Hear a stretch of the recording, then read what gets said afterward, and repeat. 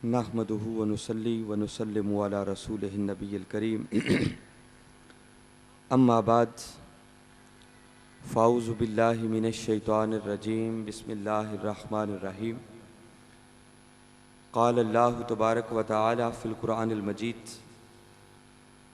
व तिलकल अय्यामु नुदाविलुहा बैनन नास सदक़ल्लाहुल अज़ीम। काबिल सद एहतराम उलमाए कराम, मशाइख़ इज़ाम, साहबज़ादगान, मुअज़्ज़ज़ मेहमानान गिरामी, कायदीन तहरीक मिनहाजुल कुरान और काबिल सद एहतराम ख़वातीन व हज़रात, अल्लाह रब्बुल इज़्ज़त का लाख लाख शुक्र है कि जिसने अपनी तौफ़ीक़ ख़ास और हुज़ूर नबी अकरम सल्लल्लाहु अलैहि वसल्लम के नालैन मुबारक के तसद्दुक़ से हमें हमारी ज़िंदगियों के अंदर एक मरतबा फिर ये रमज़ानुल मुबारक की अज़ीम नेमत अता फ़रमाई। और अगला करम यह हुआ कि रमज़ानुल मुबारक की इन पुरनूर साअतों में ज़िंदा दिलाने लाहौर ने अज़ीज़ भट्टी टाउन के अंदर इन 8 रोज़ा दरूसे इरफानुल कुरान का इनेकाद किया। और आज जिस ज़ौक़ व शौक़ के साथ इन 8 रोज़ा दरूसे इरफानुल कुरान की नशिस्तों में आते रहे हैं और आज आए हैं, ये मंज़र देखकर सच बात है कि मेरा दिल इस बात की शहादत दे रहा है कि इस गए गुज़रे मादियत और नफसानियत परस्ती के दौर के अंदर हमारा ईमान जिस हद तक भी कमज़ोर क्यों नहीं हो गया, उसके बावजूद भी अल्हम्दुलिल्लाह अल्हम्दुलिल्लाह अगर इस दौर के अंदर भी कोई मोहब्बत से प्यार से कुरान की बात सुनाने वाला हो तो कान आज भी कुरान सुनने के लिए तरस रहे।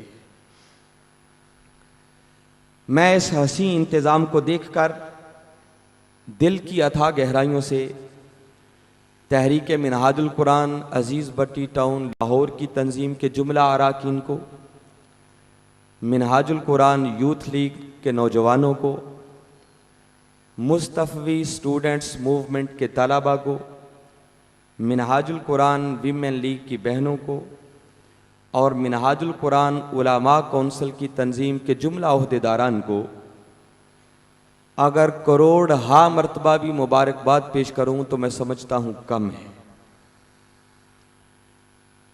अल्लाह रब्बुल इज़्ज़त आपकी इस काविश को अपनी बारगाह में शर्फ़ कबूलियत अता फ़रमाए और मेरी दुआ है कि हमें सही मानों में ऐसी नशिस्तों से मुस्तफ़ीद होने की तौफ़ीक़ अता फ़रमाए। हाज़रीन मुकर्रम, आज की बाकायदा अपने मौजू पर गुफ्तगू से पहले ताजदार कायनात सल्लल्लाहु अलैहि वसल्लम के 2 इरशादात गिरामी आपकी नज़र करना चाह रहा हूँ, मगर इंतहाई तवज्जो के साथ ये बात गौर से सुने।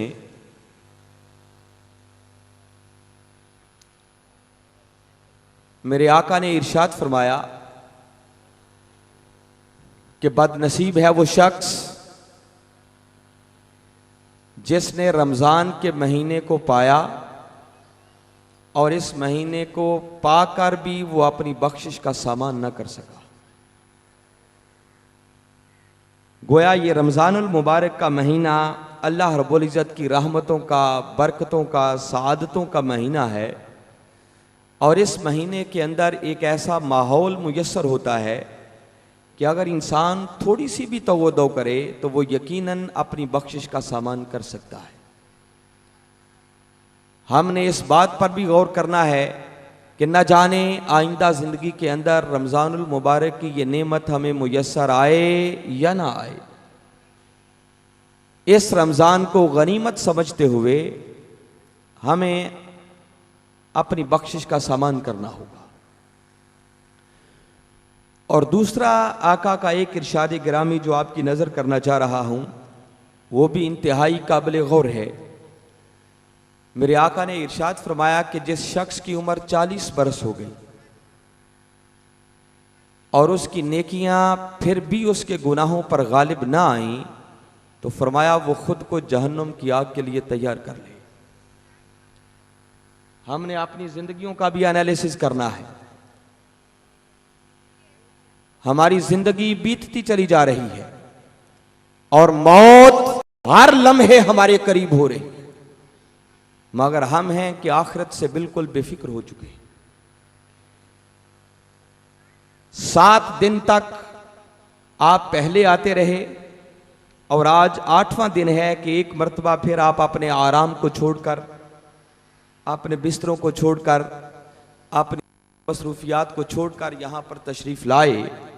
मैं सिर्फ ये अर्ज करना चाह रहा हूं कि हाज़रीन मुकर्रम, इन 8 नशिस्तों के अंदर जो कुछ आपने सुना या सुनेंगे, अगर यहां आकर और सुनकर भी हमारी जिंदगियां ना बदली, हमारे आमाल ना संवरे, तो मैं समझता हूं कि शायद हमने ये सारा कुछ करके और आकर भी महज अपना वक्त ज़ाय किया है। अरे जिंदगी में कोई ऐसा लम्हा तो आना चाहिए ना कि जब बुराई की तरफ उठते हुए कदम रुक जाएं और नेकी की तरफ बढ़ना शुरू हो जाए। अगर हम बदल ना सके, संवर ना सके और अपनी बख्शिश का सामान ना कर सके, तो फिर शायद इन नशिस्तों में भी आने का कोई फायदा नहीं है। खुदा करे ये 8 रोज़ा दुरूस इरफानुल कुरान की नशिस्तें हमारी जिंदगी में एक ऐसा मोड़ बन जाएं कि अब बुराई की तरफ उठते हुए कदम रोक कर अब नेकी की तरफ बढ़ना शुरू हो जाए। आपने इन नशिस्तों में होने वाली बातों को दोबारा अपने जहनों में रिमाइंड करते रहना है, याद करना है किसने क्या मैसेज और पैगाम दिया था, और फिर उसके मुताबिक आपने अपनी जिंदगी को बदलने की कोशिश करते रहना है। हाज़रीन मुकर्रम, आज की हमारी गुफ्तगू का उन्वान और मौजू जिस पर मुझे इजहार ख्याल करना है वो यकीनन आप समात भी कर चुके हैं, इश्तिहारात पर, बैनर्स पर पढ़ भी चुके हैं। आज का हमारा मौजू इंतहाई अहमियत का हामिल मौजू है और वो है आलमी हालात और मुसलमानों का मुस्तकबिल। आपने 7 दिन तक यकीनन ऐसे मौजूआत भी सुने होंगे कि जिनको सुनकर आपकी आंखें नम हो गई होंगी। कभी ताजदारे कायनात सल्लल्लाहु अलैहि वसल्लम की अजमत और मोहब्बत की बात होती है तो इंसान के जज्बात अंगड़ाइयां लेना शुरू कर देते हैं।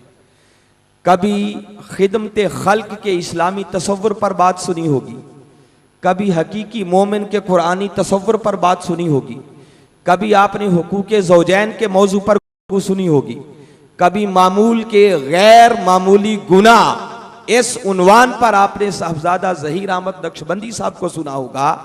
ये ऐसे मौजूआत थे कि जिनके अंदर आपके ज़ौक़ की बातें भी थी, आपके जज्बात की तस्कीन की बातें भी थी और आपकी आंखों को नम करने वाली बातें भी थी। मगर ये मेरा जुमला बड़ी तवज्जो से सुने कि आज का जो हमारा मौजू है इसमें यकीनन आपके ज़ौक़ की बातें भी नहीं हैं, आपके जज्बात को भी शायद तस्कीन देने वाली बातें नहीं होंगी और आपकी आंखों को नम करने वाली बातें भी नहीं होंगी। और मैं अंदाज़ा कर सकता हूं और मैं सारा अंदाज़ा करते हुए ये बात कह रहा हूं, मुमकिन है कि आज जो हमारा इतना अजीमुशान ये पंडाल भरा हुआ है इसमें से हो सकता है कि 40% के लगभग ऐसे हमारे भाई हों, बुजुर्ग हों, माएँ हों, बहनें हों, मुमकिन है मेरी बातें उनके सर से गुजर जाए। अब मेरे सामने 2 पहलू थे। हमारे कुछ साथियों ने मुझे बहुत मशवरे दिए। एक तो यह है कि मैं आपके ज़ौक़ को मद्देनज़र रखूं और फिर गुफ्तगू करूं, और दूसरा यह है कि मैं आप अपने मौजू के साथ इंसाफ करते हुए उसका हक अदा करने की कोशिश करूं। लिहाजा मैंने फैसला यह किया है कि आपके ज़ौक़ को भी और आपके जज्बात को भी शायद मद्देनजर रखना मुनासिब नहीं है। आज ज्यादा मुनासिब यह है कि जो मौजू हमारे सामने है अहम तरीन मौजू है, और अगर आप तवज्जो से गौर से सुनेंगे तो इंशाअल्लाह मैं उम्मीद करता हूं कि खाली नहीं जाएंगे, आज भी दामन भर भर के जाएंगे। तो मुझे अपने मौजू के साथ इंसाफ करना होगा, इसका हक अदा करना होगा। लेकिन अगर आप पूरी तवज्जो से, यकसुई से, दिमाग से सुनेंगे तो मैं अल्लाह और उसके रसूल सल्लल्लाहु अलैहि वसल्लम की बारगाह से उम्मीद करता हूं कि इंशाअल्लाह कुछ देकर नहीं जाएंगे, बल्कि झोलियां भर भर के आ जाएंगे। बल्कि मौजू ही मैं समझता हूं कि आज जिन हालात से उम्मत मुस्लिमा दो चार है, उन हालात को मद्देनजर रखते हुए अगर बात करूं तो सबसे ज्यादा अहमियत का हामिल मौजू ये आज की नशिस्त का मौजू। तो लिहाजा इन बातों को मद्देनजर रखते हुए फिर आपने मेरी गुफ्तगू को सुनना है। उन्वान गुफ्तगू के तौर पर सूरह आले इमरान कुरान पाक की तीसरी सूरत है और उसकी आयत नंबर 40 के चंद कलेमात मैंने आपके सामने तिलावत किए हैं, जिनमें अल्लाह रब्बुल इज्जत ने इरशाद फरमाया, वतिलकल अय्यामु नुदाविलुहा बैनन नास। फरमाया ये दिन है जिनको हम इंसानियत के अंदर फेरते रहते हैं, घुमाते रहते हैं। कभी किसी कौम के उरूज के दिन होते हैं तो कभी उसी कौम पर जवाल भी आया करता है। अगर आज कोई कौम जवाल का शिकार है तो मुमकिन है आने वाले दिन उसी कौम के उरूज के दिन बन जाए। तो ये दिन बदलते रहते हैं, घूमते रहते हैं, फिरते रहते हैं। उरूजो जवाल का सिलसिला कौमों के अंदर चलता रहता है। और आज अगर एक जुमले के अंदर मैं एनालिसिस करते हुए ये बात पहले भी आपके सामने रख दूं तो हाज़रीन मुकर्रम, बदकिस्मती से आज जिन दिनों से हमारा वास्ता है ये उम्मत मुस्लिमा की जवाल के दिन है और इस वक्त उम्मत मुस्लिमा जवाल का शिकार हो चुकी है। 21वीं सदी का पहला अशरा मुकम्मल होने को है। इंसान तरक्की की मंजिलों की तरफ गामजन है और हर रोज ऐसी ऐसी इजादात इंसान के सामने आ रही हैं कि जिनको देखकर इंसान वर्ताए हैरत में गुम हो जाता है। आज इंसान इस जमीन की हदों से निकलकर दीगर सैयारों पर आबाद होने का सोच रहा है। पूरी दुनिया सिमटकर एक ग्लोबल विलेज बन चुकी है, मगर बदकिस्मती से तरक्की के इन दिनों के अंदर उम्मत मुस्लिमा बहसीयत उम्मत आलमी बरादरी के अंदर अपना वकार खो चुकी है और सूरत हाल और नौबत यहां तक पहुंच चुकी है कि इस वक्त हाज़रीन मुकर्रम मुसलमान होना यह खुद एक गाली बन चुका है। शायद हम में से अक्सर लोगों का यहां रहते हुए इस बात का उनको इदराक ना हो, अंदाजा ना हो। आप कभी बैरून मुमालिक सफ़र करें, एयरपोर्ट्स पर जाएं, जो लोग बैरून मुमालिक सफ़र करते रहते हैं वो इस बात को ज़्यादा अप्रिशिएट करेंगे और वो इस बात से वाकिफ़ हैं। जब बैरून मुमालिक सफ़र करने के लिए आप एयरपोर्ट्स पर जाते हैं तो एयरपोर्टों पर हर मुल्क के, हर मजहब के, हर दीन के, हर कम्युनिटी से, हर तबके से ताल्लुक़ रखने वाले लोग मौजूद होते हैं। सिक्योरिटी चेक इन हो रहा होता है, लोग लाइनों में लगे होते हैं, हर किसी का चेक हो रहा होता है, लोग गुजरते जा रहे हैं। मगर जैसे ही कोई ऐसा शख्स आ जाए कि जिसके चेहरे पर दाढ़ी हो, उसके सर पर टोपी हो और फिर उसके पासपोर्ट पर मुस्लिम लिखा हुआ हो, तो उस बेचारे को लाइन से अलग करके उसके साथ सलूक किया और किया जाता है। ये मैं वो बातें बता रहा हूं जो मैंने अपनी आंखों से देखी और खुद कई मर्तबा मेरे साथ बीती। मैं कई ऐसे वाकयात को जानता हूं कि इस पाकिस्तान के अंदर रहते हुए कई हमारे भाई नौजवान ऐसे थे कि जब वो यहां रहते थे उनके चेहरे पर मेरे आका की सुन्नत के मुताबिक दाढ़ी भी थी, सरों पर अमामा तक पहनते थे। मगर जब उन्हें किसी अपनी जाती गर्ज से बैरून मुल्क सफर करना पड़ा तो जाने से पहले उस नौजवान ने अपनी दाढ़ी भी साफ करवा दी, वो अमामा भी उतार कर नीचे ही रख दिया कि कहीं ये चीजें बाहर जाकर मेरे लिए किसी प्रॉब्लम का बाइस ना बन जाए। सूरत हाल आज यहां तक पहुंच चुकी है। आइए थोड़ी इससे आगे चलकर मैं मुख्तलिफ फील्ड्स के अंदर आलमी हालात भी आपके सामने रखता हूं और फिर उसके साथ साथ उम्मत मुस्लिमा किन हालात से दो चार है वो भी रखता हूं। अरे वो इस्लाम कि जिस इस्लाम का कुरानी शक्ल में सबसे पहला पैगाम यह नाजिल हुआ, इकरा बेस्मि रब्बिकल लज़ी खलक, खलकल इंसान मिन अलक, इकरा व रब्बुकल अकरम अल्लज़ी अल्लमा बिल कलम अल्लमल इंसान मा लम यअलम। पहली वही ही इल्म के हुसूल पर थी। साइंस का, टेक्नोलॉजी का, रिसर्च का, तहकीक करने का इल्म, यह हासिल करने की तरफ तवज्जो दिलाई जा रही है।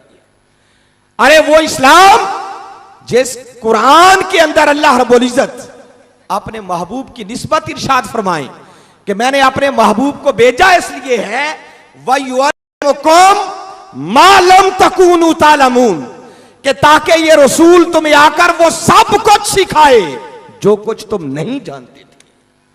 इसमें फिर साइंसी उलूम की तरफ इशारा किया जा रहा है, दीनी और मजहबी उलूम वो सारे अपनी जगह पर।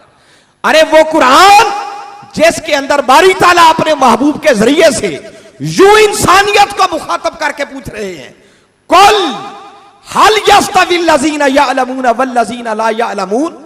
महबूब जरा इनसे पूछो तो सही, अरे क्या आलिम और जाहिल, पढ़ा लिखा और अनपढ़ क्या आपस में बराबर हो सकते हैं? अरे वो इस्लाम जिसके साथ मबूस होने वाले नबी आखिरुज़्ज़मा हजरत मोहम्मद मुस्तफ़ा सल्लल्लाहु अलैहि वसल्लम इरशाद फरमाएं, उतलबुल इल्म लौ काना बिस्सीन, इल्म हासिल करो खा तुम्हें चीन ही क्यों ना जाना पड़े। कहीं फरमाया जाए तलबुल इल्मी फरीदतुन अला कुल्ली मुस्लिम, के इल्म हासिल करना ये हर मुसलमान मर्द और औरत पर फर्ज है। अरे इस्लाम के अंदर इस इल्म के हुसूल पर और जोर क्या हो सकता है कि जरा चश्मे तसव्वुर में बुलाएं कि हक को बातिल का पहला मार्का जब मैदान बदर में हुआ तो उस मार्के के नतीजे में जो काफिर जंगी कैदी बने उनकी आजादी के लिए, रिहाई के लिए जब मुख्तलिफ ऑप्शन सामने आई तो एक ऑप्शन और एक तजवीज मेरे आका ने यह भी रखी कि इन काफिरों में से जो 10-10 मदीना के बच्चों को पढ़ना लिखना सिखा देगा उसे आजाद कर दिया जाएगा। इल्म के हुसूल पर इतना जोर, मगर आज उस इस्लाम के नाम लेने वालों की इस तालीम के मैदान में, इस रिसर्च के मैदान में, तहकीक के मैदान में, साइंस के मैदान में, टेक्नोलॉजी के मैदान में हालत नागुफ्ताबे हो चुकी है।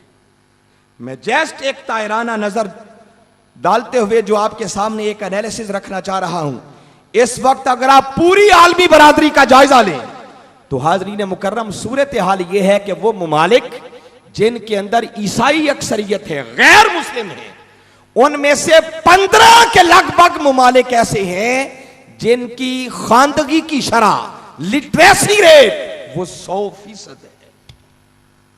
और बदकिस्मती यह है कि आलम इस्लाम के 60 के लगभग ममालिक, मगर उनमें से कोई एक मुल्क भी ऐसा नहीं है कि जिसकी तालीमी शरह 100%। चंद एक हैं का 90 से ऊपर है, कुछ 80 के लगभग। आप अपने पाकिस्तान की इस तालीमी शरह को अगर देखना चाहें तो पाकिस्तान का लिटरेसी रेट वो 49 पॉइंट समथिंग % है। और हमसे एक दिन बाद आजाद होने वाला मुल्क, हमारा पड़ोसी हमसाया मुल्क हिंदुस्तान, इंडिया का लिटरेसी रेट भी हमसे ज्यादा है और उनका लिटरेसी रेट 61 पॉइंट समथिंग % से ज्यादा है। मजीद इससे आगे बढ़े तो सूरत हाल यह है कि पूरी आलमी बरादरी के अंदर वो ममालिक जिनके अंदर गैर मुस्लिमों की अक्सरियत है, ईसाई ज्यादा हैं, अगर मजमूई तौर पर उन तमाम ममालिक का एनालिसिस करूं तो प्राइमरी की हद तक तालीम हासिल करने की जो शरह है, जो लिटरेसी रेट है गैर मुस्लिम ममालिक का, वो 98% है। और सारे आलमे इस्लाम को मिलाकर अगर इनका लिटरेसी रेट प्राइमरी की हद तक निकाला जाए तो वो 50% बनता है। उनके आधे में हम खड़े हैं। और फिर यूनिवर्सिटी लेवल तक की तालीम का अगर जायजा लें कि यूनिवर्सिटी की तालीम तक क्या सूरत हाल है, तो वो ममालिक जहां ईसाइयों की, गैर मुस्लिमों की अक्सरियत है, उनकी सूरत हाल ये है कि यूनिवर्सिटी लेवल तक पढ़ने वाले लोगों की शरह 40% है, 40% है। और कुल आलम इस्लाम को मिला लें तो मुसलमानों के अंदर जो यूनिवर्सिटी लेवल तक तालीम हासिल करने वाले हैं उनकी शरह सिर्फ 2% रह जाती है। तालीमी मैदान में अगर आज अंदाजा कर ले कि हम कहां खड़े हैं, साइंस के मैदान में, टेक्नोलॉजी के मैदान में दूर दूर तक मुसलमानों का नामो निशान दिखाई नहीं देता। अरे हर रोज नई नई इजादात सब गैर मुस्लिमों की आपको नजर आएंगी, किसी मुसलमान का आपको नाम नजर नहीं आएगा। कुल आलम इस्लाम से साल के अंदर उतने साइंसदान पैदा नहीं होते जितने तन्हा इस्राइल के एक शहर तल अबीब से पैदा होते हैं। आज जितनी रोजमर्रा के इस्तेमाल की हमारी जरूरियात है, क्या टीवी है, टेलीफोन है, मोबाइल है, इलेक्ट्रॉनिक मीडिया है, हमारी गाड़ियां हैं, ये छोटी छोटी चीजों से लेकर बड़ी बड़ी चीजों तक सब के बारे में आप कभी एनालिसिस कर लें, ये सब गैर मुस्लिमों की इजादात है, उनकी बनाई हुई है। और मुसलमान इस हवाले से बहुत पीछे जा चुके हैं। और यही वजह थी कि तालीम की इस कमी के पेश नजर आज इस्लाम के मानने वालों की अखलाकी कदरें भी बुरी तरह तबाह हो चुकी हैं। आप कभी अपने हालात का जायजा लें, इस्लाम के मानने वालों का हाल यह हो चुका है कि झूठ हमारी फितरत सानिया बन चुकी है। धोखा, फराड, गीबत, सहल पसंदी, काम चोरी और अपनी कौम और मुल्क के साथ वफादार ना होना, ये सब वो बुराइयां हैं जो इस वक्त इस्लाम के मानने वालों के अंदर पाई जाती हैं। मैं बातें करता जा रहा हूं, आप खुद साथ साथ एनालिसिस करते जाएं कि मैं किस दुरुस्त कह रहा हूं। आप कभी यूरोप में चले जाएं, स्कैंडिनेविया में चले जाएं। अभी 1 माह कबल जापान का दौरा करके मैं वापस आ रहा हूं। उस मुल्क की सूरत हाल यह है कि वो कौम अपने मुल्क के साथ, वो लोग अपनी कौम के साथ वफादार हैं। रात के 2 बजे हो, जंगल के अंदर भी अगर कोई औरत तन्हा जा रही हो तो किसी की जुर्रत नहीं है कि कोई मैली निगाह से भी उसकी तरफ देख सके। मगर आज जिस मुल्क के, पाकिस्तान इस्लामी मुल्क के अंदर हम रह रहे हैं, आज हमारी जान महफूज नहीं है, माल महफूज नहीं है, इज्जत और आबरू महफूज नहीं है। और इस बात पर इससे बड़ा सबूत और क्या होगा कि आप कभी जायजा लें, अगर हमारी बेटी, हमारी बहन जो कॉलेज में, यूनिवर्सिटी में, स्कूल में पढ़ने के लिए जाती है या किसी काम पर जाती है, वो आधा घंटा भी लेट हो जाए ना, तो कभी गौर करें हमारे जज्बात किस तरह के हो जाते हैं, वालिदैन पर क्या बीत रही होती है। अरे ऐसा क्यों? ये मुआशरा हमारा ही तो बनाया हुआ है। क्या हमें अपने मुआशरे पर एतमाद नहीं है? यकीनन नहीं है, क्योंकि हमारी अखलाकी कदरें बुरी हद तक तबाह हो चुकी हैं और उसमें हम सब बराबर के जिम्मेदार हैं। उन मुल्कों के अंदर चले जाएं, उनके अंदर झूठ नाम की आपको चीज नहीं मिलेगी। चंद ऊपर वाले लोगों को छोड़कर जो एक प्रोपेगेंडा करने वाले हैं, लॉबीज तैयार करने वाले हैं, मैं उनकी आवाम की बात कर रहा हूं। अपने मुल्क और कौम के साथ वफादार नजर आएंगे। स्कैंडिनेविया के अंदर, यूरोप के अंदर एक अरसा तक मुझे रहने का मौका मिला है। हमारे वो लोग जो आज से 25 साल, 30 साल पहले वहां जाकर आबाद हुए, आप कभी उनसे मिले, वो खुद आपको बताएंगे। वो कहते हैं कि जब हम शुरू में इन ममालिक में आए थे, इन लोगों से अगर हम सिर्फ किसी जगह का पता पूछते, एड्रेस मालूम करते, तो इनका रवैया हमारे साथ ये था कि हमें एड्रेस बताने की बजाय खुद अपनी गाड़ी में बिठाकर वहां छोड़कर आते थे। मगर आज 25-30 साल वहां गुजारने के बाद हमने अपना किरदार उनके सामने पेश किया। आज वो लोग मुसलमान के किरदार को देखकर इतना बदल चुके हैं कि आज अगर उनसे रास्ता पूछा जाए ना, आप कोई उनसे हेल्प चाहे, मदद चाहे, और उन्हें पता चल जाए ये मुसलमान है, पाकिस्तानी है, तो वो देखकर ही रास्ता बदल लेता है कि इससे बचने की कोशिश करनी चाहिए। हमारे लोग वहां रहकर झूठ बोलते हैं, मक्कारी करते हैं, फरेब करते हैं। स्कैंडिनेविया के अंदर मैं आंखों देखी सूरत हाल बता रहा हूं। ऐसे लोगों की कमी नहीं है जो बीमारी का बहाना बनाते हैं और घर बैठे मुफ्त में उनसे सोशल लेते हैं, खैरात लेते हैं, भीख मांगते हैं। और मेरे वहां क्याम के दौरान डेनमार्क के लोगों ने अपनी मीडिया टीम यहां पाकिस्तान में भेजी। आप खारियां के इलाके में चले जाएं, झेलम के इलाके में चले जाएं, गुजरात है, आगे गुजरखान तक का इलाका, ये बेल्ट बिलखसूस, ये लोग स्कैंडिनेविया में बड़े आबाद हैं। आप जाके देखेंगे खेतों के अंदर बड़े बड़े मोहल्लात बने हुए। उनकी मीडिया टीम यहां पर आई और उन्होंने आकर यहां पूरी फिल्म बनाई, जो उन्होंने वहां जाकर फिर अपने टेलीविजन पर चलाई। और उन लोगों ने उसके साथ खबर यह नशर की कि इन लोगों का हाल देखो, यहां हमसे सोशल लेते हैं, खैरात मांगते हैं, और पाकिस्तान के अंदर इनके इतने बड़े बड़े मोहल्लात हैं जिन मोहल्लात के बारे में शायद हमारा प्राइम मिनिस्टर भी नहीं सोच सकता कि ऐसी होनी चाहिए। ये हमारी अखलाकी सूरत हाल है। हम कामचोर हैं, बददियानती करते हैं, और खुद अपनी जात के साथ भी हम मुखलिस नहीं हैं। इस हद तक उम्मत मुस्लिमा की अखलाकी कदरें तबाह हो चुकी हैं। अरे इससे बड़ी और मिसाल मैं क्या दे सकता हूं कि आज से 3 हफ्ते पहले की बात है, ये पाकिस्तान एक बड़ा अहम मुस्लिम ममालिक के अंदर हैसियत रखने वाला मुल्क है। अभी उधर टाउनशिप के इलाके में हमारे मिनहाजुल कुरान के एक नौजवान हमारे भाई थे।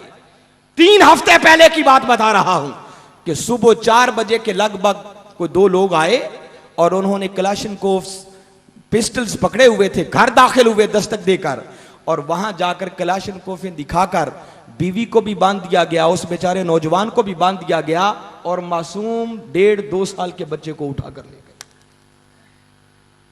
ये नौबत और ये हालत इस वक्त उम्मत मुस्लिमा की। मैं तो ताजा तरीन वाकयात बता रहा हूं। अखलाकी कदरें हमारी तबाह हो चुकी हैं, इल्म में हम बहुत पीछे जा चुके हैं, तो हमने उस कौम का मुकाबला क्या करना है? आप अपने पाकिस्तान के अंदर कभी अपने तालीमी निजाम का जायजा लें। आज हमारा तालीमी निजाम जिस हद तक भी है, जो मैंने बताया कि हमारी खानदगी की शरह लिटरेसी रेट 50% भी नहीं, उससे कम है, 49% पॉइंट समथिंग ये है। जो बचा हुआ जो बाकी मौजूद तालीमी निजाम है, उसकी सूरत हाल भी ये है कि उस तालीम का मकसद सिवाय डिग्रियां लेने के और नौकरी का जरिया बनाने के और कोई मकसद बाकी नहीं रहा। हमारे पेश नजर फकत ये होता है कि फलां डिग्री मिल जाएगी, ये सर्टिफिकेट ले लूंगा तो फलां नौकरी मिल जाएगी। इल्म इस चीज का नाम नहीं है। अरे अगर वो तालीम हासिल करके, इल्म हासिल करके सही मानों में इंसान ना बन सका, तो उन डिग्रियों को लेकर क्या करना है? हमारे यहां रट्टा सिस्टम है, सिलेक्टिव स्टडी है, नकल का रुझान है, और मकसद पेश नजर सिर्फ और सिर्फ नौकरी का हुसूल होता है। यही वजह है कि हमारे यहां से आज कोई साइंसदान पैदा नहीं हो रहा, कोई तहकीक और रिसर्च करने वाले लोग पैदा नहीं हो रहे। गोया इस तालीमी मैदान के अंदर और अखलाकी मैदान के अंदर दूसरी कौमों से हम बहुत पीछे जा चुके हैं। फिर उसके बाद हाज़रीन मुकर्रम, माशी और इक्तिसादी सूरत हाल का एनालिसिस अगर आपके सामने रखूं, तो इस वक्त सूरत हाल यह है कि इस्लाम का माशी और इक्तिसादी निजाम बुरी तरह तबाह हो चुका है। इस बात का अगर अंदाजा करना हो कि उम्मत मुस्लिमा कहां खड़ी है, तो हाज़रीन मुकर्रम, आलम इस्लाम के 21 बड़े बड़े ममालिक जिनकी मईशत की सूरत हाल बहुत बेहतर है, उन 21 ममालिक का अगर GDP मिला ले तो वो कुल मिलाकर इस वक्त $3.3 ट्रिलियन बनता है। मैं जस्ट एक तायराना नजर डालते हुए आपको ये एनालिसिस दे रहा हूं। 21 ममालिक का GDP $3.3 ट्रिलियन, और उसके मुकाबले में तनहा एक जापान, उसकी आबादी को भी मद्देनजर रखें और उसके रकबे को भी मद्देनजर रखें। जापान का रकबा पाकिस्तान से भी कम है, उसकी आबादी भी पाकिस्तान से कम 14 करोड़ के लगभग है।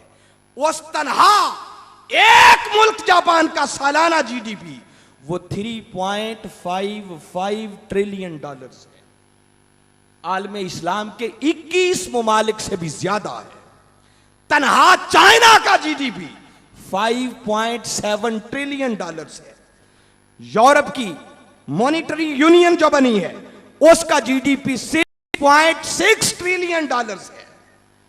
और फिर उसकी बात तो क्या करना, सिर्फ हमारा पड़ोसी मुल्क जो हमसे एक दिन बाद में आजाद हुआ, तनहा इंडिया का जीडीपी इस वक्त वो 2.57 ट्रिलियन डॉलर्स है, जो कि 21 ममालिक से बिल्कुल थोड़ा सा फर्क है।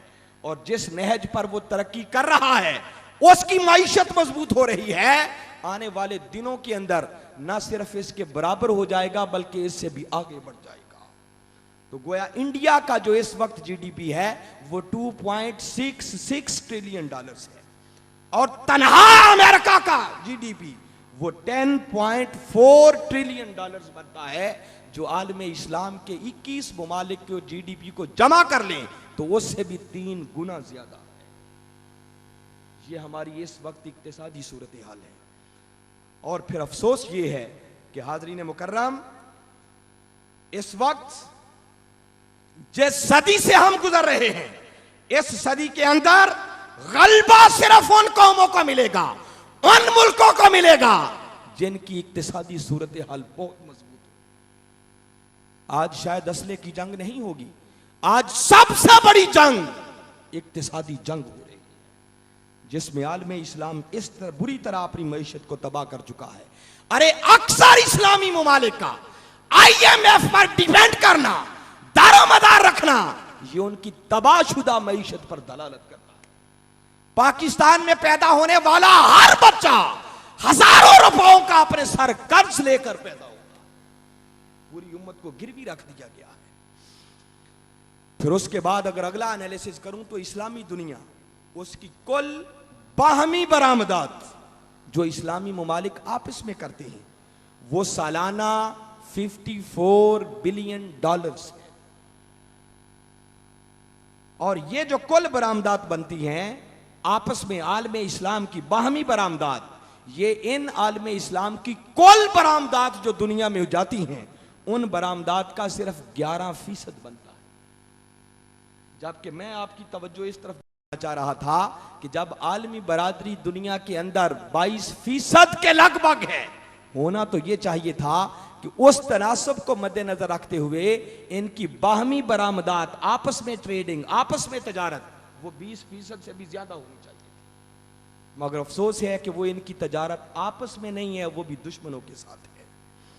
और अगली बात यह कि उस तजारत के सिले में जो रकम मिलती है, जो पैसे मिलते हैं, जो आमदनी होती है, जो दौलत आती है, उस दौलत का बहुत बड़ा हिस्सा वो भी इस्लामी ममालिक के अंदर इन्वेस्ट नहीं होता, वो भी दीगर दूसरे ममालिक के अंदर जाकर इन्वेस्ट करते हैं। आप अपने पाकिस्तान का जायजा ले लें, कभी अंदाजा करें, अरे जिस मुल्क के अंदर 18-18 घंटे बगैर किसी शेड्यूल के बिजली बंद हो जाती हो, तो आप अंदाजा करें उस मुल्क की मईशत किस बुरी तरह तबाह हो चुकी है।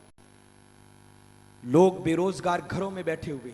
फैसलाबाद इंडस्ट्रियल शहर है, पूरी इंडस्ट्री बंद पड़ी है, पावर लूम्स बंद, बेचारे छोटे छोटे मजदूर मजदूरी को तरस रहे हैं, और दिन ब दिन चीजों की कीमत वो आसमानों को छूती चली जा रही है। अरे इस 21वीं सदी के अंदर रहते हुए भी आप में सिर्फ अपने पाकिस्तान का जायजा ले लें, जो हालात आपके सामने हैं। ऐसे ऐसे इलाके पाकिस्तान के अंदर मौजूद हैं, आप सिंध में चले जाएं, बलूचिस्तान में चले जाएं, जहां पीने के लिए साफ पानी तक भी मुयस्सर नहीं है। ये इस मॉडर्न 21वीं सदी के अंदर रहने वालों मुसलमानों का। अरे उन इलाकों का तो क्या कहना, खुद लाहौर के अंदर अवाम को पीने का साफ पानी मुयस्सर नहीं है। सिंध के अंदर तो हाल यह है कि उनके तालाब बने होते हैं, जौहर बने होते हैं, जहां बारिश का पानी जमा होता है, वहीं से उनके जानवर भी पानी पीते हैं, वहीं से इंसान भी पानी पीते हैं। हमारे साथी सिंध विजिट पर गए, एक लंबा सफर करके गए थे, थकावट थी, जाकर इन्होंने चाहा कि हम गुस्ल कर लें।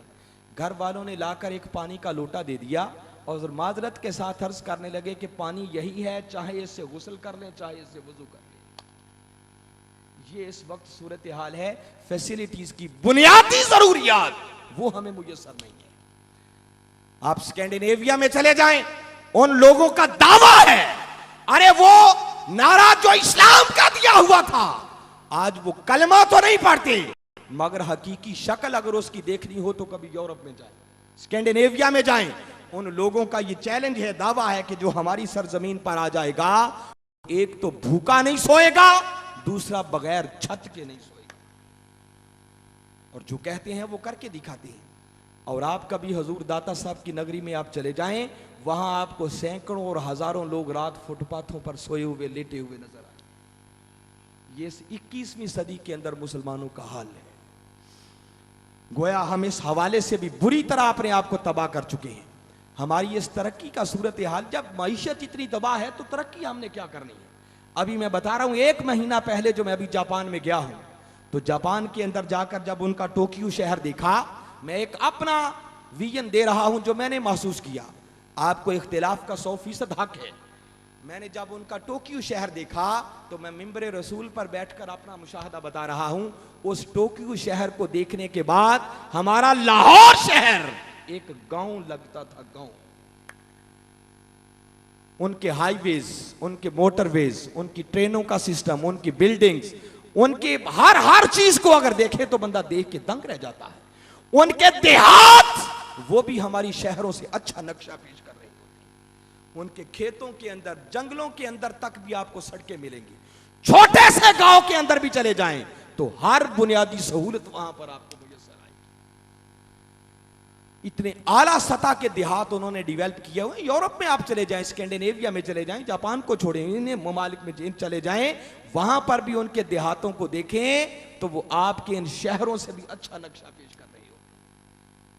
और हमारे यहां तो ऐसे ऐसे इलाके भी देखने को आते हैं, हम सफर करते हैं, जहां बेचारों ने वो अपनी पूरी दीवारों पर प्लस्तर ही वो भैंसों के गोबर के ओपले लगा लगा कर किया होता है। ये सूरत हाल हमारी हो चुकी है। ये हमारी माशी और इक्तिसादी सूरत हाल थी। और फिर हाज़रीन मुकर्रम, इससे एक स्टेप और आगे बढ़ें, दिफाई सूरत हाल का जायजा लें।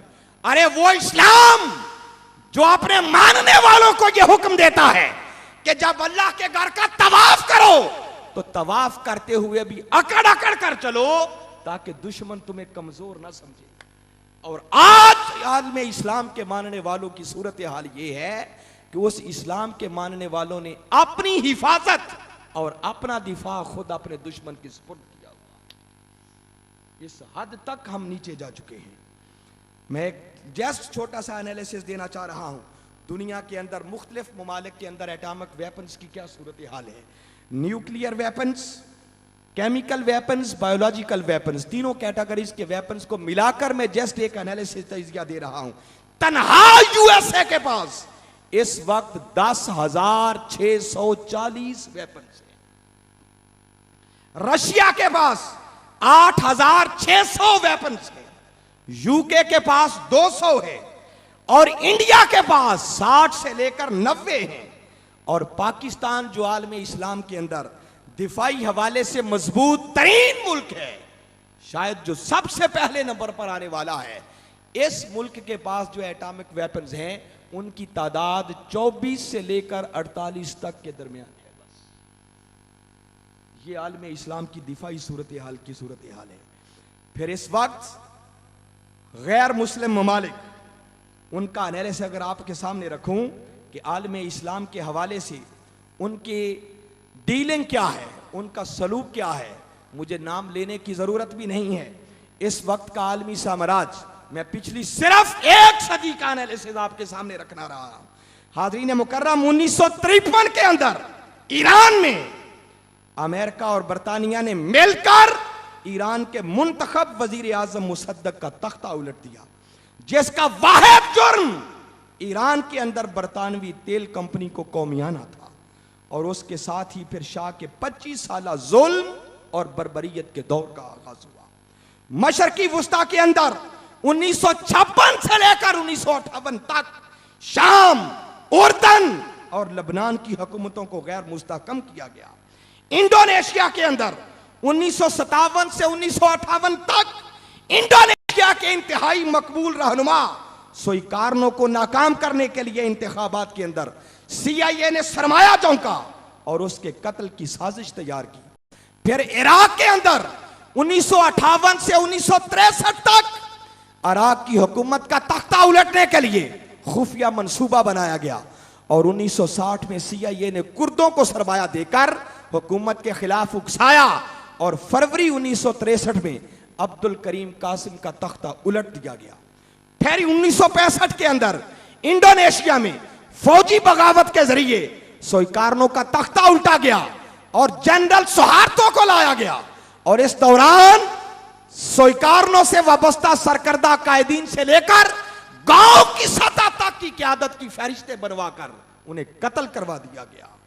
1972 से लेकर 1975 तक कुर्दों को बगावत करने पर उकसाने के लिए $16 मिलियन से ज्यादा रकम की इमदाद दी गई और उन्हें इराक को कमजोर करने के लिए इस्तेमाल किया गया। फिर हाज़रीन मुकर्रम 1981 से 89 तक लीबिया के सदर कजाफी के खिलाफ इकदामात का सिलसिला गर्म रखा गया। उस बेचारे का जुर्म सिर्फ यह था कि वो दहशतगर्दी की उन सरगर्मियों को सपोर्ट नहीं करता था जो उस वक्त का साम्राज्य चाहता था, बल्कि वो उसके खिलाफ ग्रुप की हमायत करने वाला था। फिर 1972 से लेकर 92 तक खुद आप लोगों ने अपनी आंखों से जायजा किया होगा कि इस दौरान अफगानिस्तान के अंदर अपने मफादात के तहफ्फुज़ और रूस को शिकस्त से दो चार करने के लिए अफगानिस्तान को तख्ता मश्क बनाया गया। पहले रूस की मुदाखलत के असबाब पैदा किए गए और बाद में मशरक़ वुस्ता को भी अपना हामी बना लिया गया। फिर 1993 के अंदर सोमालिया में कहत, भूख और अफलास का तदारुक करने के नाम पर जनरल फराह अदीद को कमजोर करने के लिए उसके ठिकानों पर हमले किए गए ताकि सोमालिया में साम्राज्य अपने सरमायाकारों की सरमायाकारी और अपने मफादात को तहफ़्फ़ुज़ दे सके और उसमें हजारों सोमालियों को अपनी जान से हाथ धोना पड़ा। फिर 2001 में 9/11 के हादसा को बुनियाद बनाकर अफगानिस्तान के मजलूम व बेबस और बेगुनाह अवाम पर आहन व आतिश की बारिश बरसाई गई।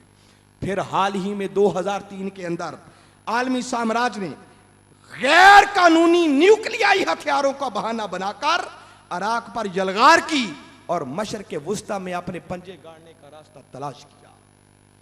ये इस वक्त आलमी इस्लाम इस तरह उनका हदफ और निशाना बन चुका है कि उनका सबसे बड़ा दुश्मन इस वक्त और हदफ अगर कोई है तो वो सिर्फ आलमी इस्लाम है, क्योंकि पूरी दुनिया के अंदर कोई और इस वक्त मजहब एग्जिस्ट नहीं करता है कि जिसको प्रैक्टिकली आप देख सके कि वो प्रैक्टिकली अपने मजहब की प्रीचिंग करने वाली। अगर कोई ऐसा मजहब और ऐसा दीन है तो वो सिर्फ आलमी इस्लाम है। इसी से उनको खतरा है।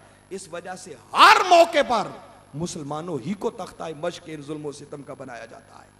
और अगर पिछली सदी के अंदर मैं ये एनालिसिस आपके सामने रखूं कि किस मुल्क ने कितनी जंगों के अंदर हिस्सा लिया, कितने कॉन्फ्लिक्ट्स के अंदर उसने शिरकत की, उसकी रेशो कुछ इस तरह है कि यूनाइटेड स्टेट्स उसने पिछली सदी के अंदर 125 जंगों में हिस्सा लिया, ग्रेट ब्रिटेन 124, रशिया 118, फ्रांस 100, उसके बाद जर्मनी 76, तुर्की 70, इटली 58, चाइना 52, जापान 50 और इसराइल जो तनहा छोटा सा एक मुल्क है हमारे भी बाद आजाद होने वाला, उसने 50 सालों के अंदर अंदर 60 जंगों में हिस्सा लिया।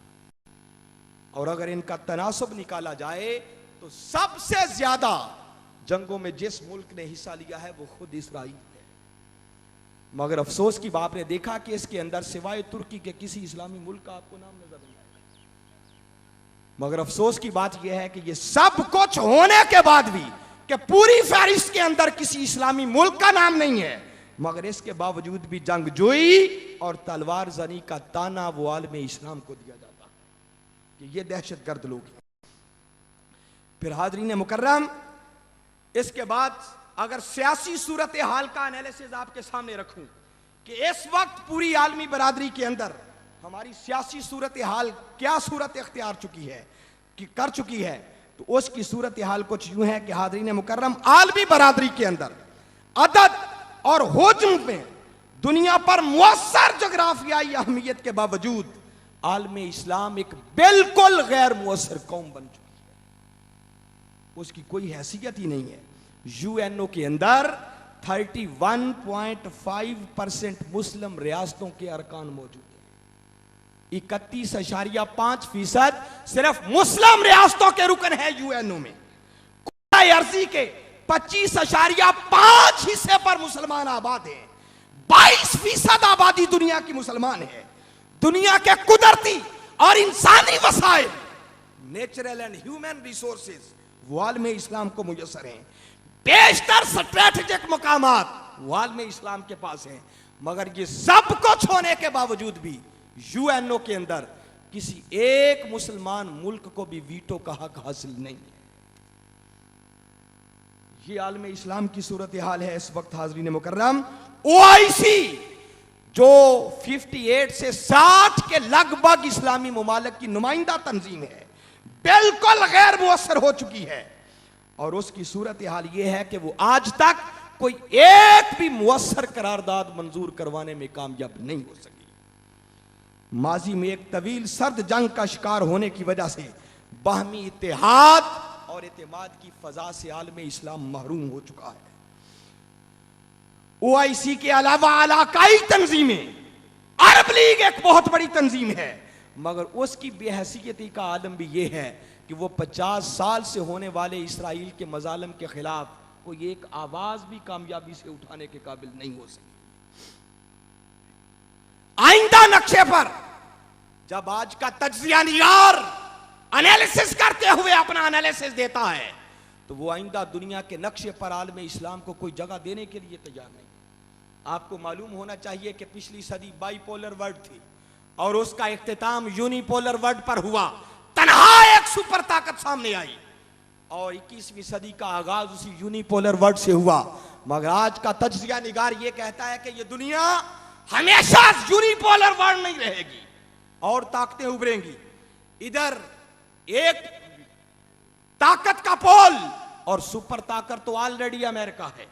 उसके साथ तज्जिया निगारों का कहना यह है कि आगे फ्यूचर में इस सदी के अंदर ये पैसिफिक रिम, जिसमें Japan, China, Australia, Taiwan, Hong Kong, ये पूरा पैसिफिक रिम मिलकर एक ताकत बनकर उभरेगा। रशिया अपनी ताकत को फिर जमा कर रहा है और छोटे छोटे मुल्कों को मिलाकर वो फिर एक ताकत के तौर पर उभरने वाला है।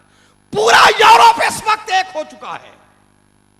उनके बॉर्डर्स की हदें खत्म हो चुकी हैं, उनकी करेंसी एक हो चुकी है, फौजें एक हो चुकी हैं। वो एक सुपर ताकत के तौर पर उभरेगा। मगर ये मल्टीपोलर वर्ल्ड के अंदर आलम इस्लाम का तज्जिया निगार कहीं जिक्र करने के लिए तैयार नहीं।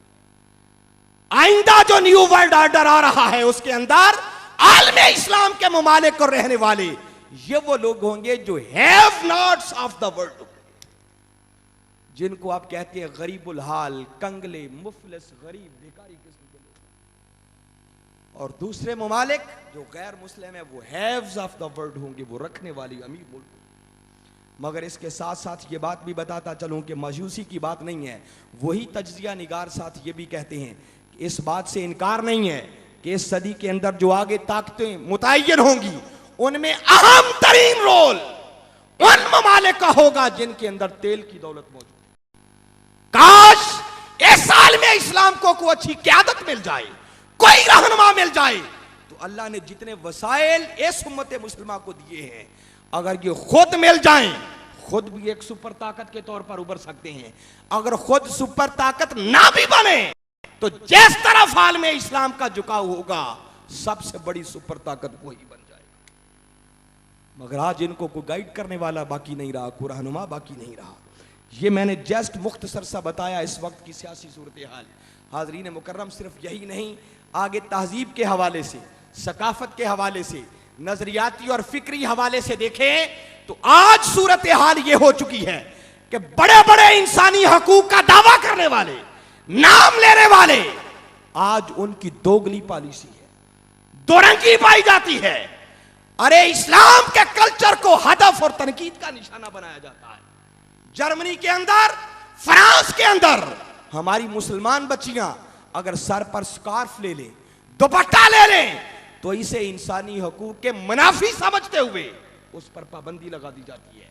मगर इस पाबंदी लगाने वालों को वो मुआशरे, वो सोसाइटी, वो ममालिक नजर नहीं आते कि हिंदुस्तान में चले जाएं, वहां इतनी कबीर रस्में मौजूद है जो सराहतन इंसानी हकूक की खिलाफवर्जी करती है। शौहर फौत हो जाए, बेवा को जिंदा जला दिया जाता है।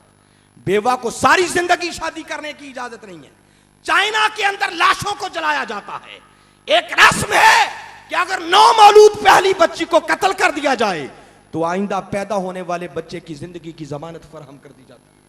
मगर वहां उनको इंसानी हुकूक याद नहीं आते।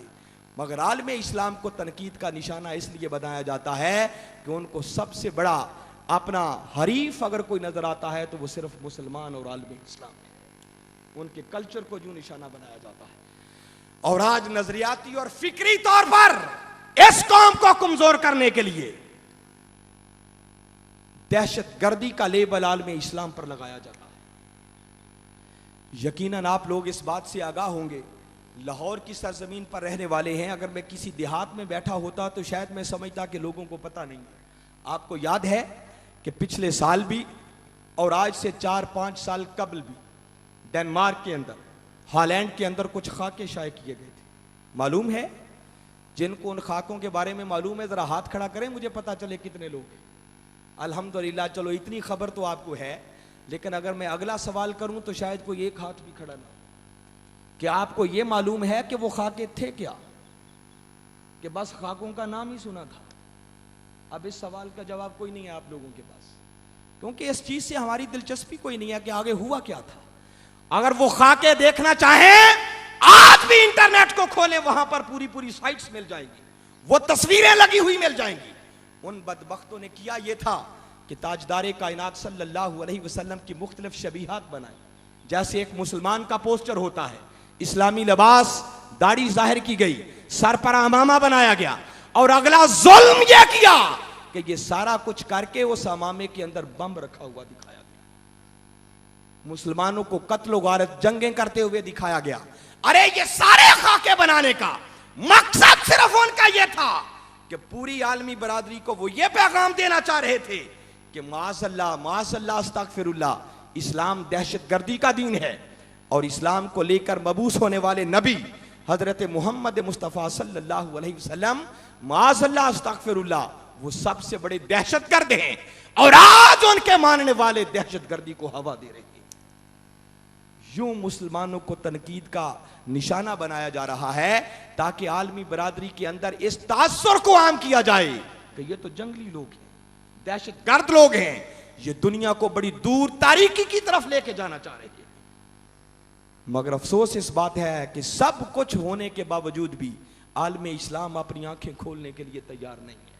हाज़रीन मुकर्रम, आगे मैं बड़ी अहम बातें करने वाला हूं, आपको हल भी देना है, सिर्फ सूरत हाल ही बताना मकसूद नहीं है। सबसे पहले मैंने तालीमी सूरत हाल की बात की। हाज़रीन मुकर्रम, इस तालीम के मैदान में मुसलमान को बहुत आगे बढ़कर हर शख्स को किरदार अदा करने की जरूरत है। हमारी हुकूमत के अहबाब अगर बैठे हैं तो उन तक पैगाम पहुंचाना चाह रहा हूं कि खुदारा सबसे ज्यादा इस वक्त इस कौम को इल्म और तालीम की जरूरत है। इसका बजट ज्यादा से ज्यादा होना चाहिए। तालीमी निसाब को बदला जाए, ऐसा तालीमी निसाब बनाया जाए कि जिसको पढ़कर जब नौजवान फारिग हो तो वो बाकिरदार मुसलमान भी हो, और बाकिरदार मुसलमान होने के साथ साथ वो एक अजीम साइंसदान भी हो, एक अजीम डॉक्टर भी हो, एक अजीम इंजीनियर भी हो, एक बहुत बड़ा मुहक्किक और रिसर्च करने वाला भी। प्राइवेट सेक्टर में काम करने वाले बहुत सारे लोग आज मजमे में मौजूद होंगे। हमने स्कूलों को महज बिजनेस बना रखा है। अरे इस इल्म को, इस तालीम के मैदान को बिजनेस ना बनाओ। अपने अपने तालीमी माहौल के अंदर, स्कूल्स के अंदर इस तालीमी निजाम को बेहतर बनाओ। कौम को शाऊर दो, उनको अखलाक का दर्स दो, और ऐसी तालीम से दो चार करो कि आने वाले दौर के अंदर पैदा होने वाला हर मुसलमान, जहां बाकिरदार मुसलमान हो, वो अजीम साइंसदान भी बन जाए। इस एजुकेशन के निजाम को बेहतर करने की जरूरत, ये सबसे बड़ा जिहाद है। अल्हम्दुलिल्लाह सुम्मा अल्हम्दुलिल्लाह। इस पर मैं जितनी भी मुबारकबाद मिनहाजुल कुरान को पेश करूं और अजीम मर्द कलंदर प्रोफेसर डॉक्टर मोहम्मद ताहिरुल कादरी को इस पर जितना भी खराज तहसीन पेश करूं, मैं समझता हूं कम है कि वो शख्स सिर्फ अंधेरों की शिकायत करने वाला नहीं है, बल्कि वो इन अंधेरों को दूर करने के लिए अपने हिस्से के दिए जलाता चला जा रहा है। आओ हर शख्स अपना किरदार अदा करे। उस शख्स ने इस मुख्तसर वक्त के अंदर सिर्फ पाकिस्तान की सरजमीन पर 500 से भी जायद स्कूल्स, कॉलेजेस और यूनिवर्सिटियां बना डाली। बहुत सारी मजबूरियां हैं कि हम हुकूमत के सिलेबस से हटकर कुछ चीजें नहीं कर सकते। इंशाल्लाह वक्त आया तो कौम को एक ऐसा तालीमी निजाम भी देंगे जो बाकायदा हजूर शेखुल इस्लाम के साहबजादे हुसैन मोहिउद्दीन कादरी साहब एक पूरा तालीमी निजाम बना चुके हैं। इंशाल्लाह वो नाफिज करेंगे अगर, तो कौम को समझ आएगी कि हां तालीम होती क्या है और किस तरह साइंसदान और रिसर्च करने वाले लोग पैदा होते हैं। तो तालीम के मैदान पर खसूसी तवज्जो दी जाए, इस पर जिहाद किया जाए। जिहाद इस वक्त यह नहीं है कि इस उम्मत के नौजवानों को गुमराह करके जिहाद के नाम पर उनको मौत का लुक्म अजल बनाया जाए। कभी किसी को कश्मीर भेजा जाए, किसी को कहीं भेजा जाए, जिहाद इस चीज का नाम नहीं है। जब आपके पास सूरत हाल ये हो कि दुश्मन के पास टैंक, आप उसका मुकाबला गुलेल से कर रहे हो, तो इस्लाम इजाजत नहीं देता कि ऐसे हालात में टक्कर ली जाए। ऐसे हालात में पहले खुद को मजबूत करने की जरूरत है और टक्कर तब लो जब तुम्हें मालूम हो कि अब दुश्मन की ईंट से ईंट बजा कर रखी। इस वक्त सबसे बड़ा जिहाद वो तालीमी जिहाद है, जिहाद बिल इल्म है। इस इल्म के मैदान में इस कौम को मेहनत करने की जरूरत है। इक्तिसादी सूरत हाल को अगर हम बेहतर बनाना चाह रहे हैं, उसके लिए हाज़रीन मुकर्रम, ये इक्तिसादी सूरत हाल उस वक्त तक बेहतर नहीं हो सकती जब तक कि सबसे पहला काम जो आलम इस्लाम के करने वाला है वो क्या, कि इस्लाम में कॉमन मार्केट का तश्कील मार्ज अमल में आनी चाहिए। मुसलमान मुल्कों को मिलाकर मुसलमानों को खुद अपनी इस्लामी मंडी बनानी चाहिए, अपनी कॉमन इस्लामिक मार्केट उसको तश्कील देना चाहिए, ताकि इनकी चीजें जो बैरून मुमालिक जाती हैं वहां पर गैर मुस्लिमों के पास वो कोड़ी के दामों न बिके, आपस में एक दूसरे के साथ बाहमी ताउन भी हो और खुद इनकी मईशत और इक्तिसादी सूरत हाल बेहतर से बेहतर होती चली जाए। इसके लिए सबसे बड़ा हल यही है कि इस्लामिक कॉमन मार्केट की मरहलावार तश्कील के अमल को तेज किया जाए। फिर मुश्तरका इस्लामी मंडी ICM के तसव्वुर को अमली जामा पहनाने के लिए OIC के सेक्टर 8 और मुतलका तमाम इदारों को अपने तजर्बात और इख्तियारात बरूए कार लाने चाहिए, ताकि इस निज़ाम को बेहतर से बेहतर बनाया जाए।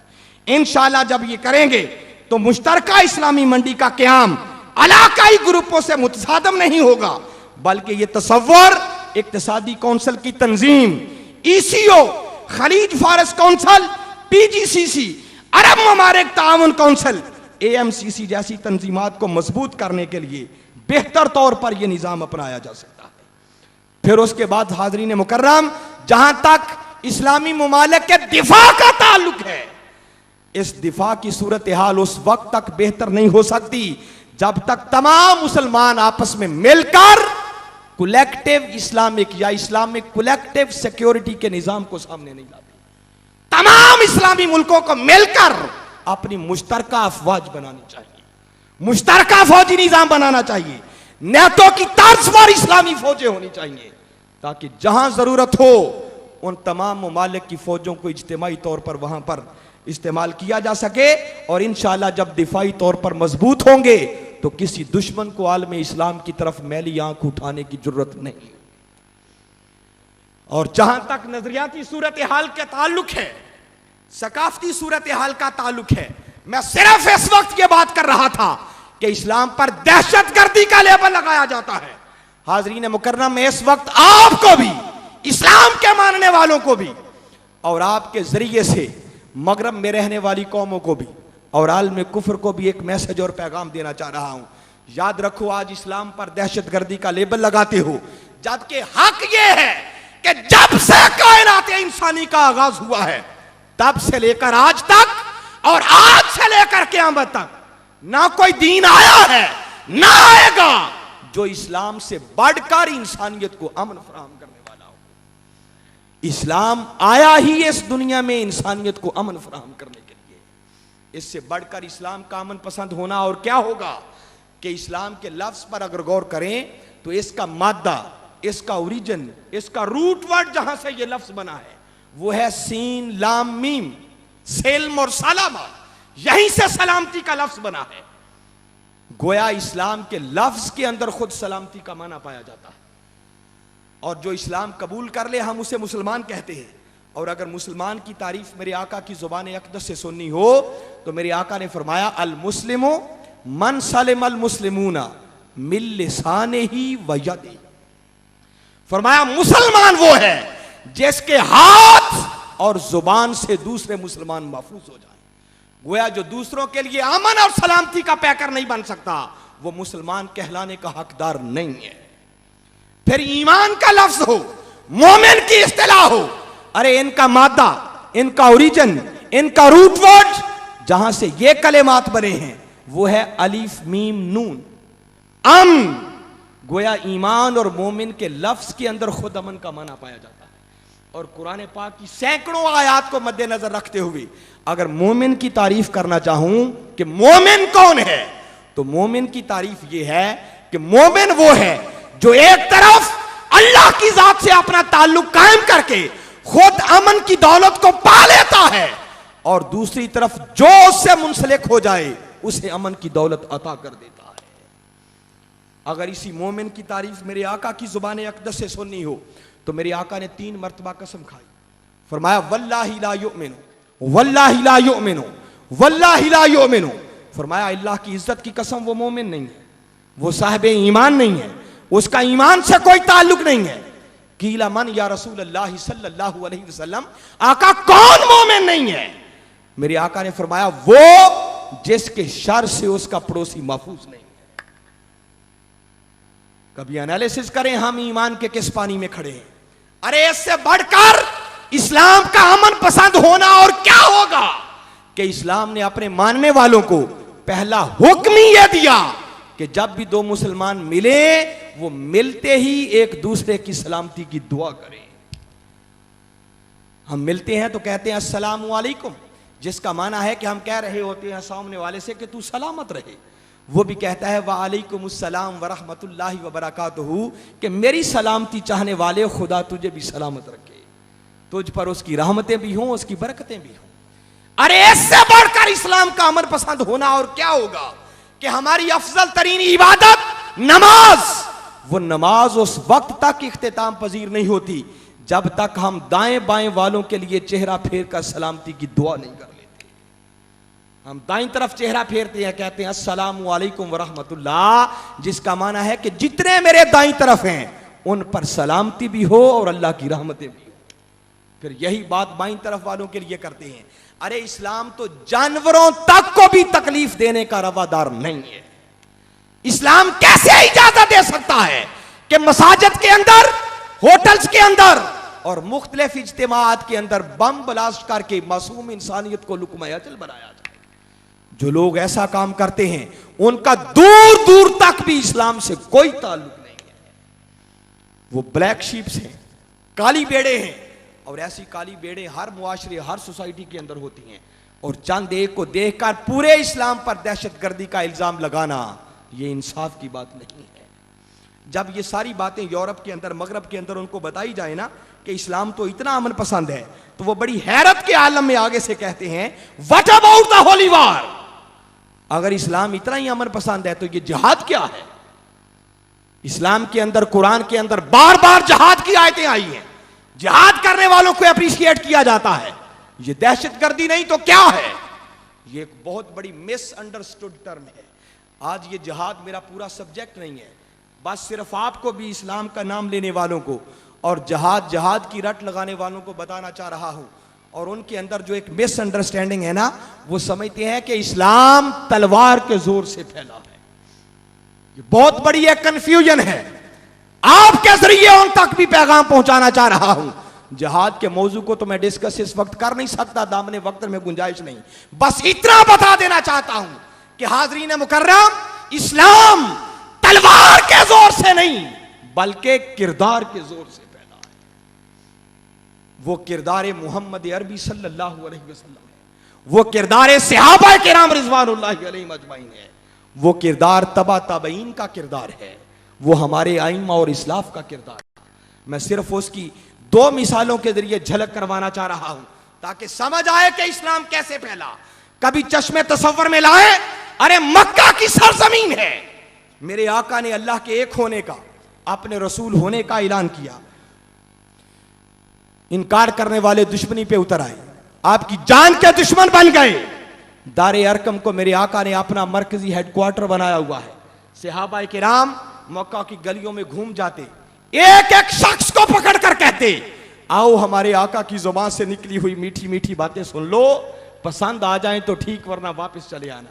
मगर जो उनकी दावत पर आ जाता, मेरे आका की जुबान से निकली हुई बातें सुन लेता, वो कलिमा पढ़े बगैर वापस ना रह सकता।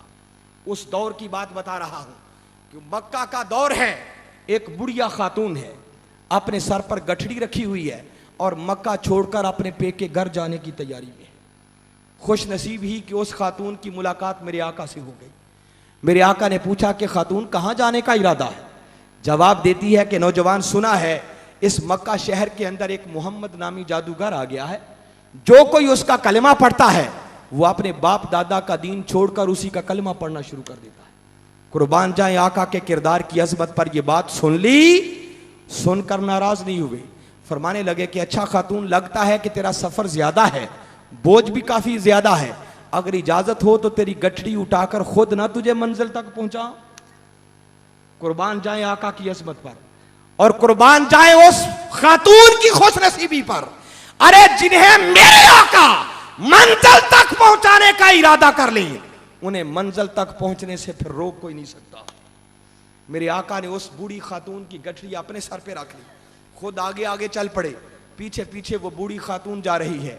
वो रास्ते में कभी मेरे आका की रफ्तार को देखती है, कभी गुफ्तार को सुनती है, कभी नजर आका के वद्दुहा चेहरे पे पड़ती है, कभी जुल्फे वल्लैल को तकती है, और देखकर दिल ही दिल में कहती जा रही है कि मौला, अगर नबी ही बनाना था तो इसी जवान को बना देता।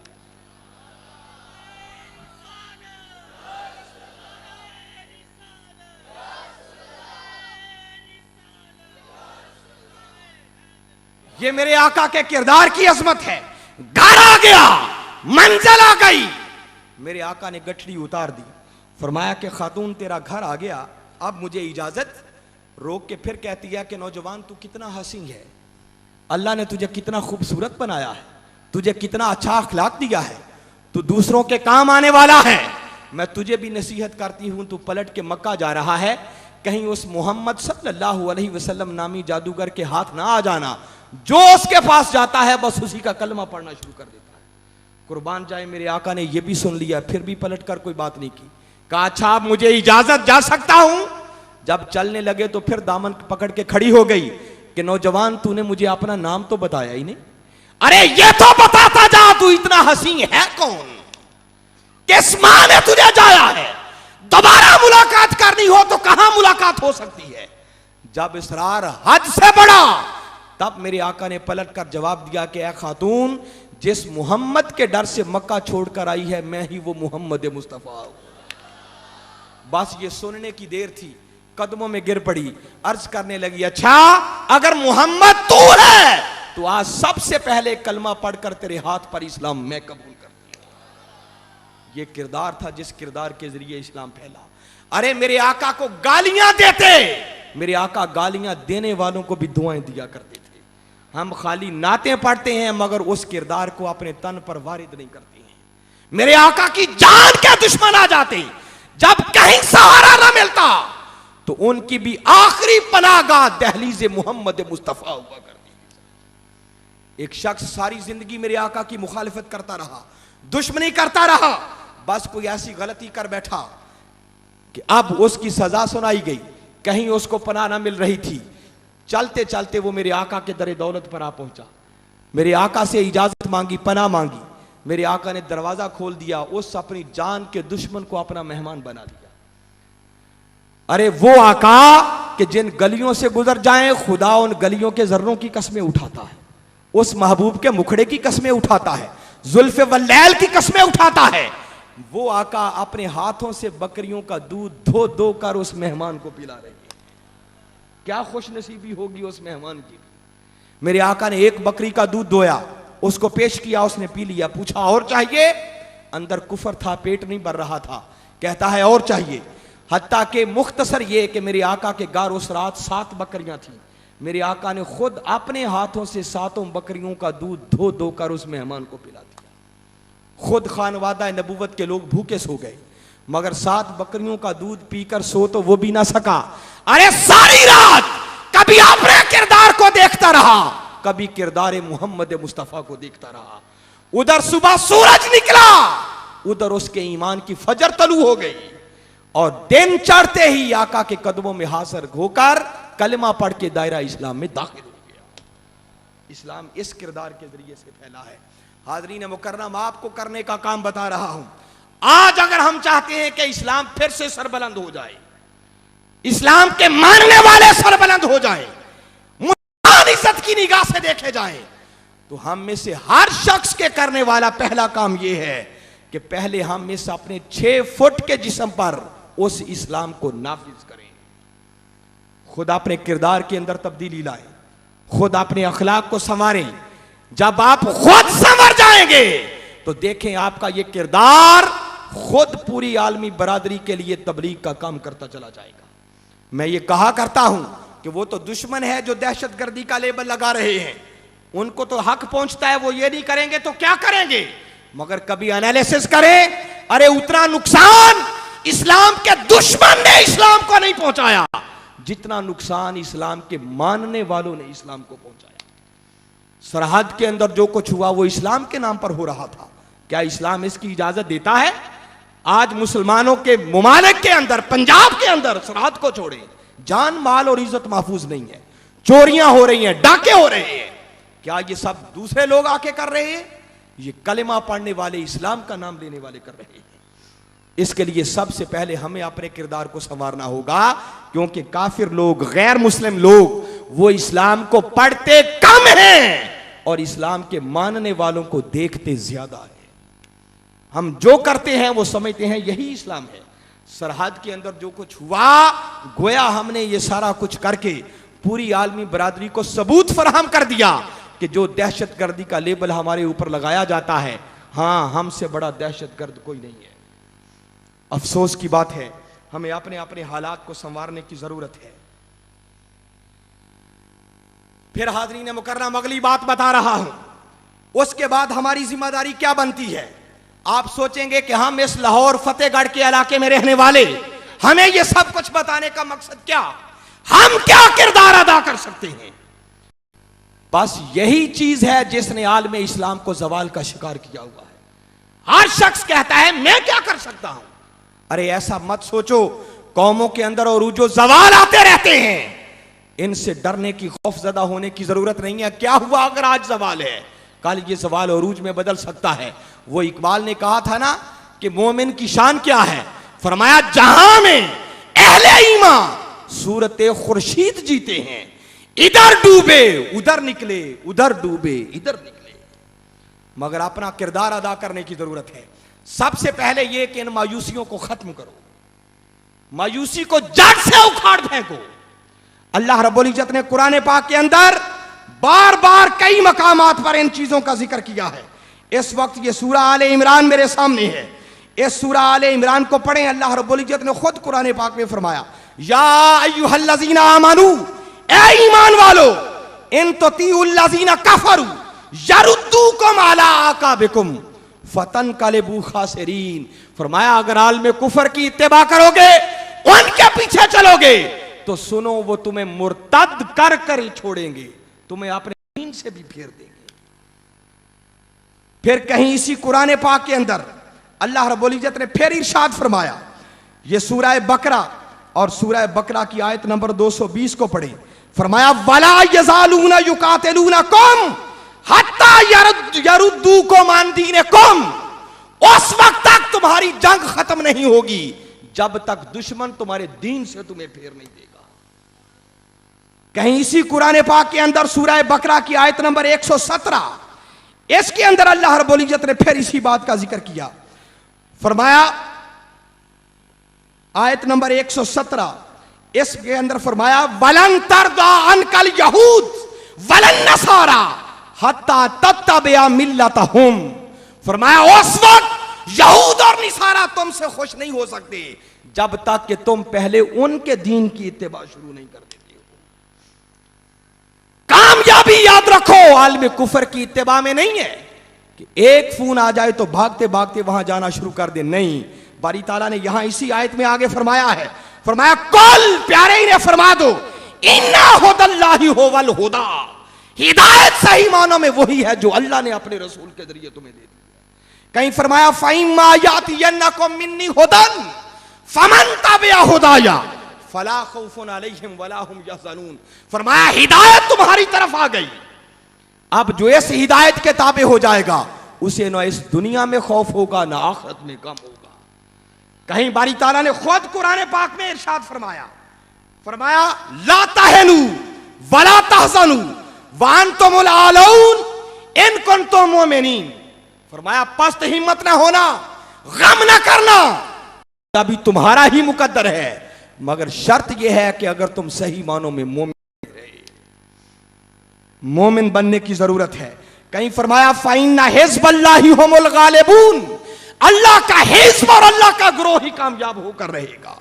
कहीं फरमाया वाइन्ना जुंदना लहुमुल गालिबून, बेशक अल्लाह ही का लश्कर गलबा पाकर रहेगा। मायूसी को जड़ से उखाड़ फेंकने के लिए कुरान में अल्लाह रब्बुल इज्जत के यही फरामीन काफी हैं। एक तो हाज़रीन मुकर्रम मायूसी को जड़ से उखाड़ फेंके, मायूसी को खत्म करें, अपने अपने दायरे के अंदर रहते हुए जो किरदार अदा कर सकते हैं, जो अल्लाह ने तौफीक दिया उस किरदार को अदा करें, क्योंकि इकबाल ही ने कहा है कि अफराद के हाथों में है अकवाम की तकदीर और हर फर्द है मिल्लत के मुकद्दर का सितारा। हर शख्स को अपना रोल अदा करने की जरूरत है। मगर हाज़रीन मुकर्रम अगला जो असल पैगाम देना चाह रहा हूं, अपनी एफर्ट्स अपनी हद तक जारी रखें, मगर फिर तनहा ना रहे, फिर किसी बड़े लश्कर बड़े समंदर में गुम हो जाएं। ऐसी जमात, ऐसा इनकिलाबी रहनुमा, ऐसी क़यादत तलाश करें कि जो इस दौर के अंदर भी आलम इस्लाम के गलबे की बात करती हो, क्योंकि तन्हा रहोगे तो कभी मंजिल नहीं मिलेगी। एफर्ट्स करो, कोशिश करो, हर शख्स किरदार अदा करे, मगर तन्हा नहीं। वो इकबाल ही ने फिर कहा है ना कि फर्द कायम रब्ते मिल्लत से है, तन्हा कुछ नहीं, मौज है दरिया में और बैरूने दरिया कुछ नहीं। फिर तन्हा ना रहो, फिर किसी बड़ी क़यादत के साथ जुड़ जाओ। और आप लोगों को खुशखबरी सुनाना चाह रहा हूं कि इन मायूसियों के दौर के अंदर जहां हर तरफ तारीकी ने अपने डेरे डाल रखे हैं, इस्लाम का नाम लेने वाला मायूस नजर आता है। इन मायूसियों के दौर के अंदर अल्लाह रब्बुल इज्जत का अगर करोड़ मर्तबा भी शुक्र अदा करें तो समझता हूं कम है कि अल्लाह रब्बुल इज्जत ने मिनहाजुल कुरान और वक्त के मुजद्दिद प्रोफेसर डॉक्टर मोहम्मद ताहिरुल कादरी की शक्ल में उम्मीद की एक किरण फिर से अदा कर। याद रखो, वो शख्स अपने लिए नहीं जी रहा, उस शख्स की जिंदगी का एक एक लम्हा वो आका की उम्मत की सरबलंदी के लिए बसर हो रहा है, वो आका के इस दीन और मिशन की सरबलंदी के लिए जी रहा है। उस शख्स ने इल्मी फरोग के लिए और कौम को शऊर देने के लिए इस तरफ वो कई कदम बढ़ा चुका है। कई स्कूल्स, कई कॉलेजेस और बाकायदा अपनी इंडिपेंडेंट चार्टर्ड यूनिवर्सिटी, जिसमें 16 फील्ड्स के अंदर बाकायदा मास्टर तक की क्लासें हैं, फिर उसके अंदर पीएचडी तक करवाई जाती है। वो कई स्टेप्स इस फील्ड में ले चुका है ताकि कौम को एक अच्छा तालीमी निज़ाम भी दिया जाए। इसकी इक्तिसादी सूरत हाल को बेहतर बनाने के लिए बहुत सारी तजावीज़ दे चुके हैं।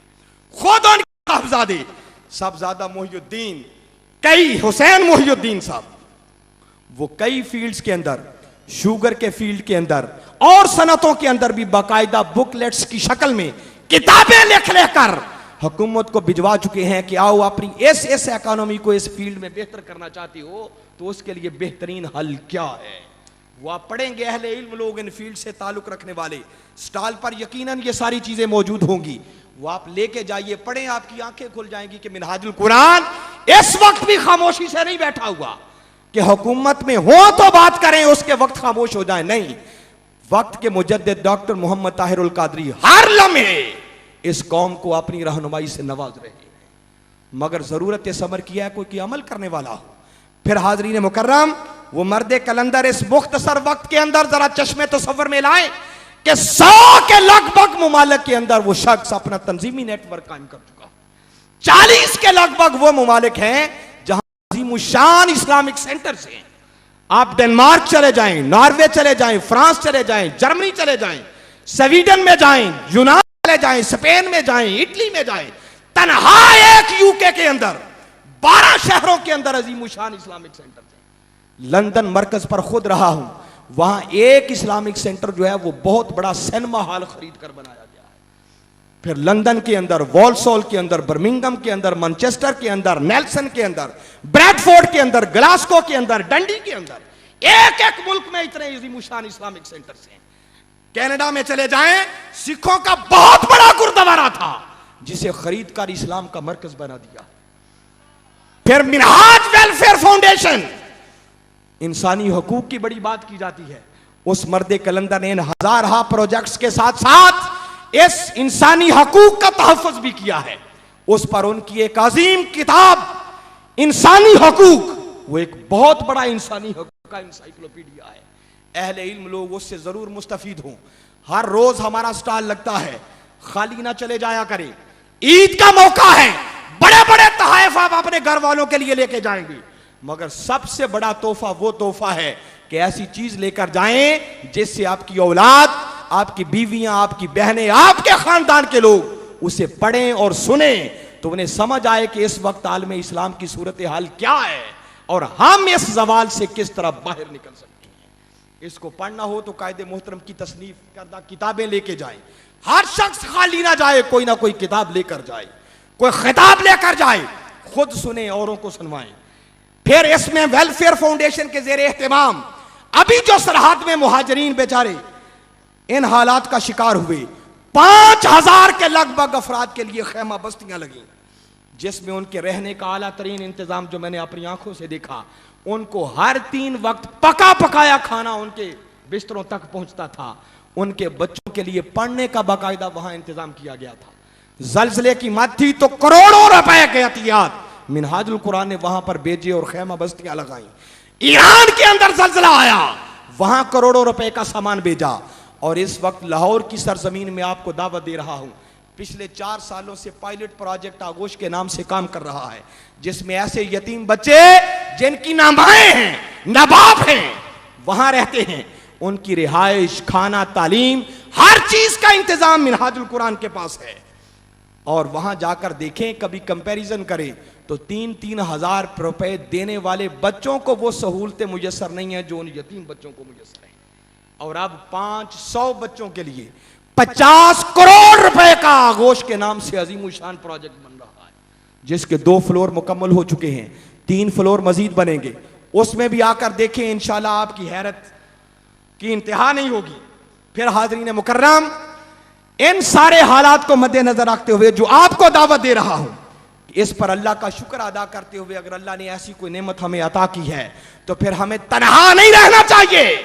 फिर ऐसी क़यादत अगर कोई मिल जाए तो आगे बढ़कर उस क़यादत की आवाज को सुने, फिक्र को समझें, उनके दस्तों बाजू बने, ताकि फिर से उम्मत मुस्लिमा की तकदीर बदलने के लिए कोई कदम उठ सके।